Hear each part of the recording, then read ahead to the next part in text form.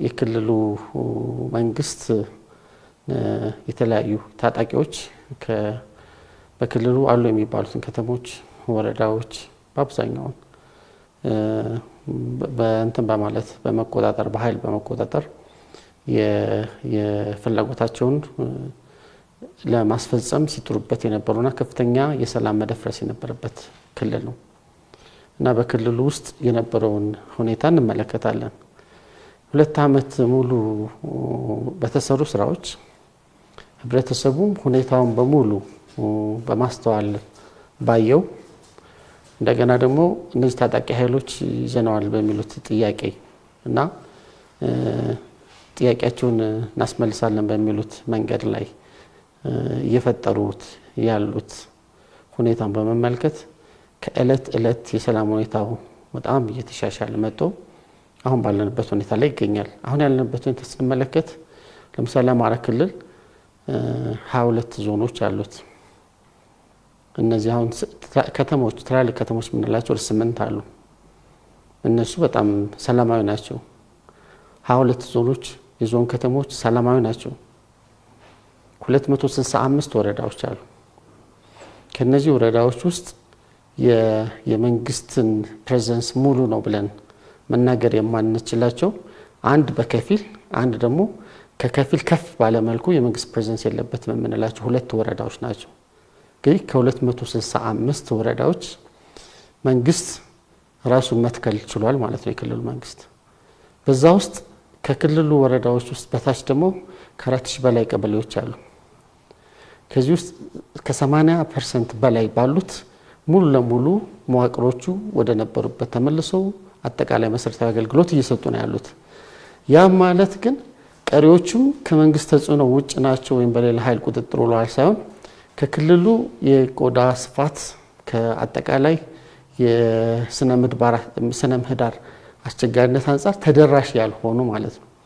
አንዳንድ ጊዜ በአማራ ክልልም አሁን ለምሳሌ በኦሮሚያ ክልልም በየትኛው መንግስት ተደራሽ ያልሆኑ አካባቢዎች ሁሉ ይኖራሉ። ጫካዎችና ርቀት ያሉ ሰርጥ ቦታዎች ነው ማለት ነው። ስለዚህ ይህን ስንመለከት በክልሉ ውስጥ ፍላጎቱን የሚያስፈጽም ከታጠቁ ኃይሎች ጋር ፊት ለፊት የሚመክት ወይም የሚያጠቃ ከተማዎችን ተቀጣጥሮ ላስተዳድር የሚል ኃይል የለም ማለት እንችላለን። በሌላ መልኩ ግን በሆነ ሰርጥ ውስጥ ይቆሙና ሰፊ ስለሆነ ክልሉ የሚደረግን እንቅስቃሴ ለማወክ በሆነ አጋጣሚ ወጥቶ ወንጀል የሚሰሩ አካላት የሉም ማለት አይደለም። ስለዚህ ይህ ነው አማራ ክልል ላይ የምንመለከተው ማለት ነው። በክልል ውስጥ በፊት የዛሬ ዓመት አካባቢ በነበሩት በሚታወቁ ቦታዎች ሆኖ ያላቸውን ታጣቂዎች የተለያየ ነገር ለማድረግ እስከ መሞከር ደረጃ ደርሱበት ነበር። አሁን ይህን ጉዳይ እንመራለን የሚሉ አካላት እንኳን በክልል ውስጥ አይደለም ያሉት።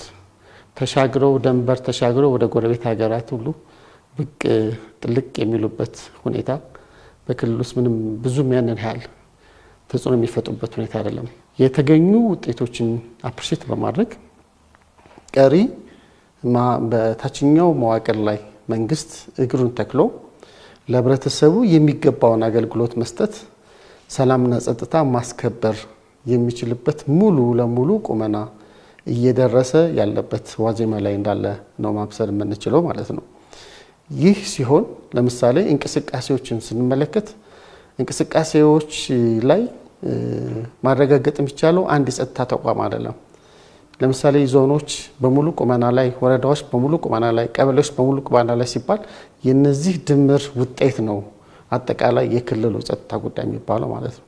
ስለዚህ በክልል ውስጥ ይህ እንዴት ውጤት ተገኘ ብለን ስንመለከት አንደኛ የክልሉ መዋቅር ራሱን አደራጅቶ ቁርጠኛ ሆኖ የአመራር አንድነት ፈጥሮ እስከታች የሰራበት ሁኔታ ስንመለከት ጠንካራ ነው።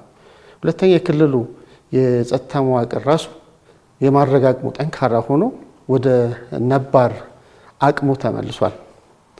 ሶስተኛ እነዚህ የህዝብ ጥያቄ ይዘናል የሚሉ በሌላ መልኩ ደግሞ ለህዝብን ብሶትና መከራ የሚያበዙ አካላት በህብረተሰቡ ላይ በፈጠሩት ሰቆቃ መሰረት ህብረተሰቡ በዚህ መንገድ የትም እንደማይኬድ ያውቃል።